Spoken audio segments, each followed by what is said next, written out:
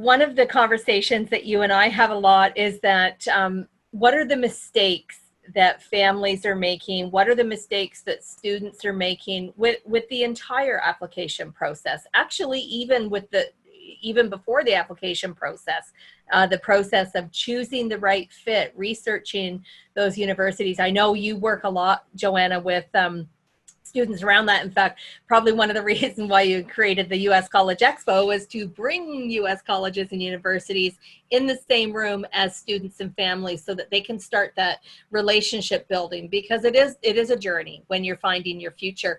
Can you share with us some of the mistakes that you see people made so we can make sure after today's webinar, nobody will make these mistakes?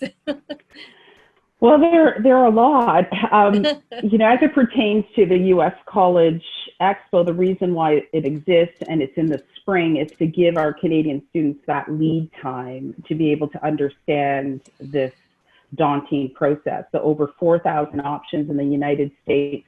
Where do we even start? How do you start to scale it down? So it really depends, on the student. If the student is looking to play golf, for example, or hockey at a particular school, then starting with schools that offer that programming could be one way to scale it down. Some really great ways to start to narrow down your searches through websites like collegenavigator.org, which is the government website, collegeboard.org, that then allows you to do a bit of searching. Obviously, on the commonapp.org website, there'll be opportunities there, and some external websites like niche.com, and we had a discussion with them the other day. So the ability to really do your research and start to scale down on certain criteria. The criteria could be about tuition. It could be about the state that you want to be in. It could be that your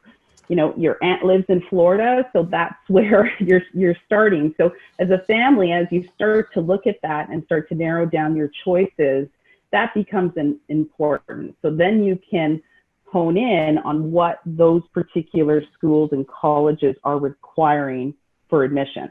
And they do a fabulous job on their websites of outlining, this is the criteria for admission. So we're always redirecting families to check the latest information directly on their website and start to break that down. So one of the key problems is that families aren't doing their research early enough, right? And especially as it pertains to student athletes, we find that there's a bit of this wait and see philosophy of, well, I'm not sure where I'm going to apply because I'm just waiting to hear back from the coaches.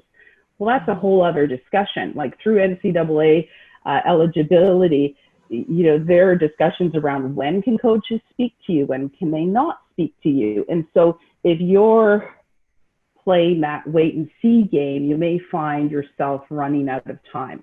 So I like to say, be as proactive as possible and set things in motion so that when you've done that preparation and when that opportunity presents itself, you're set to go. So some of the key things you could be doing is, yes, do some research, student first, athlete second, in the case of student athletes. In the case of students who are not athletes and looking at specialized programs, then what's your area of study? What's your passion? What are you looking for in a particular college experience? Is it a small liberal arts college?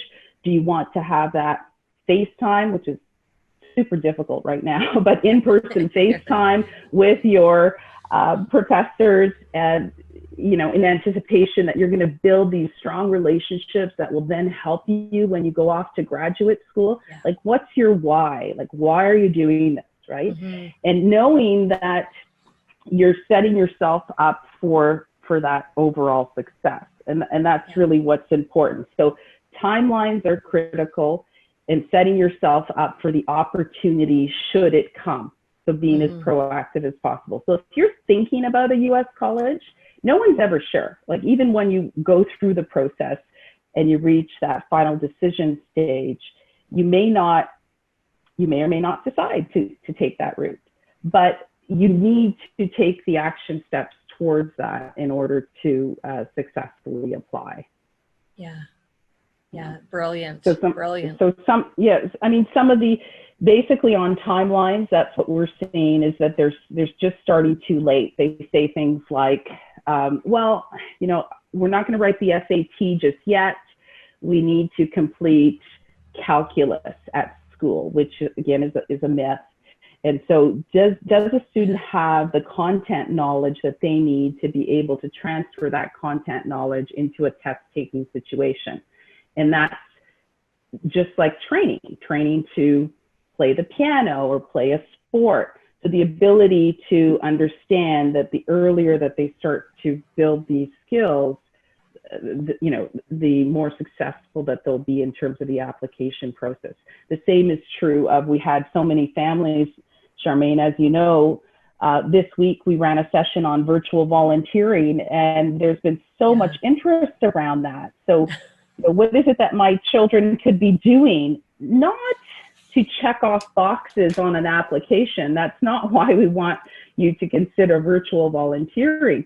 We want to really drive that personality and passion that your child has and parlay that into something bigger. You know, how could they really impact the world in a greater way? So virtual volunteering is a great way to do that and to really channel that passion, and therefore be able to tell that story on that application, you know, down the road, whether it's 1, 2, 3 years down the road.